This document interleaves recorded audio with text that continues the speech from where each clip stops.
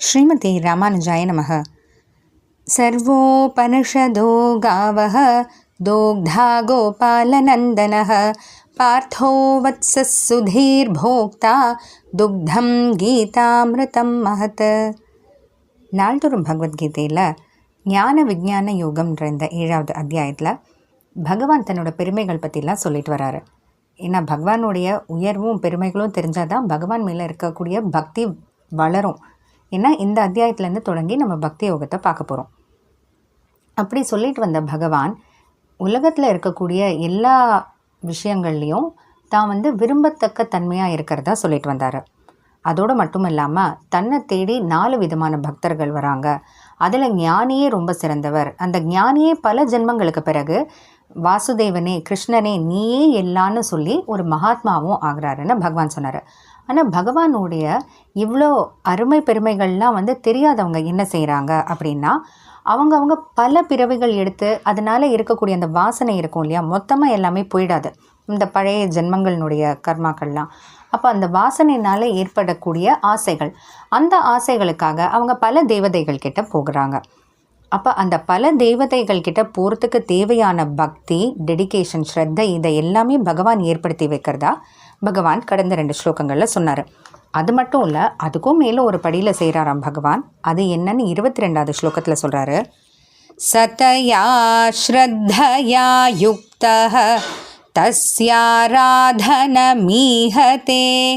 லபதே ச ததः காமான் மயைவ விஹிதான் ஹிதான்.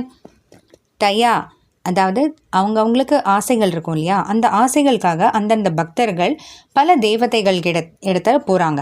ஸ்ரத்தையா யுக்தக நல்ல ஒரு பக்தியோடையும் ஆர்வத்தையோடையும், தஸ்ய ஆராதனம் ஈஹத்தே பக்தியோடு போய் அந்தந்த தேவதைகளை எப்படி வழிபடணுமோ அப்படி வழிபடுறாங்க.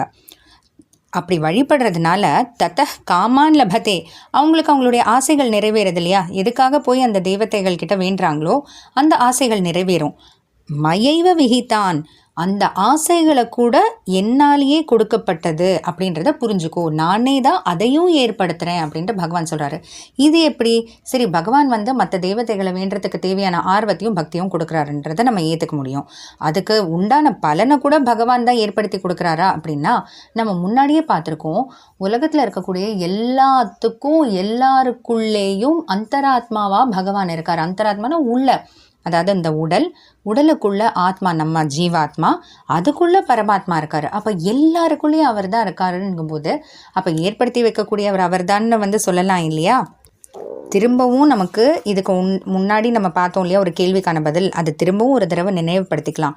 அதாவது பகவான் தான் இவ்வளோ மிக உயர்ந்தவர்னா அப்போ பகவான் தன்கிட்டயே வான்னு சொல்லலாமே, ஏன் மற்ற தேவதைகள் நோக்கி பக்தியும் ஆர்வத்தையும் ஏற்படுத்தி அவங்க மூலமாக ஆசைகளை நிறைவேற்றணும் அப்படின்னு கேட்டால் எல்லாருமே ஒரே மாதிரின்னு சொல்ல முடியாது. எடுத்த உடனே எல்லாருக்கும் அந்த பக்குவம் வந்துடும்னு சொல்ல முடியாது. எடுத்த உடனே எல்லாருனாலையும் ஆத்மா உடல் வேற, ஆத்மா விஷயமே இதை செயல்படணும், நோக்கியே செயல்படணும், திரும்ப பிறவி எடுக்கக்கூடாது அப்படின்னு. ஏன்னா அவங்களுக்கு இந்த ஜென்மத்தில் எடுத்த பிறவியை நல்லபடியாக முடித்தாலே போதும் அப்படின்ற ஒரு நிலைமையில் இருக்கும்போது இனிமே பிறவி வேண்டான்ற அளவுக்கெல்லாம் மனப்பக்குவம் எல்லாருக்கும் வந்துடும்னு சொல்ல முடியாது. சொல்லப்போனால் பல பேருக்கு கடவுள் பக்தியே இல்லாமல் இருக்கலாம், கடவுளை பற்றி தெரியாமலே கூட இருக்கலாம். அப்போ முதல்ல கடவுள் பற்றி தெரியணும், கடவுள் மேலே நம்பிக்கை பக்தி பிறக்கணும். அந்த பக்தி அவங்களுக்கு உடனேவும் பகவான் கிட்ட வரணும் அப்படின்னு சொல்ல முடியாது. ஏன்னா அவங்களுக்கு இந்த வாழ்க்கையில் தேவையான இருக்கக்கூடிய பல வேலைகள், விஷயங்கள் இருக்கும், பல ஆசைகள் இருக்கும். அதை நிறைவேற்றிக்கிறதுக்கான பல தேவதைகள் கிட்ட போவாங்க.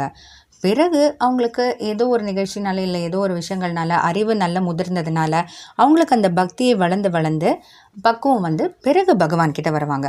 அப்போ இந்த அளவுக்கு நம்ம வளர்கிற அளவுக்கு பகவான் பொறுமையாக காத்திருக்காரு. அந்த அவகாசத்தை நம்ம கிட்டேயே தான் ஒப்படைச்சிருக்காரு. சொல்லப்போனால் பகவான் அவ்வளோ உயர்ந்தவர்ன்றதுனால அவர் என்ன வேணாலும் செய்யலாம். ஆனால் நம்ம மனசுக்குள்ளே புகுந்து மாற்றுறதெல்லாம் மட்டும் பகவான் செய்கிறதே இல்லை. ஏன்னா அந்த சுதந்திரத்தை நம்ம கையில் தான் பகவான் ஒப்படைச்சிருக்காரு. அதனால் இதுதான் பகவானுடைய பெருமையும் எளிமையும் அப்படின்னு நம்ம சொல்லலாம். தொடர்ந்து பார்க்கலாம். ஜெய் ஸ்ரீ கிருஷ்ணா.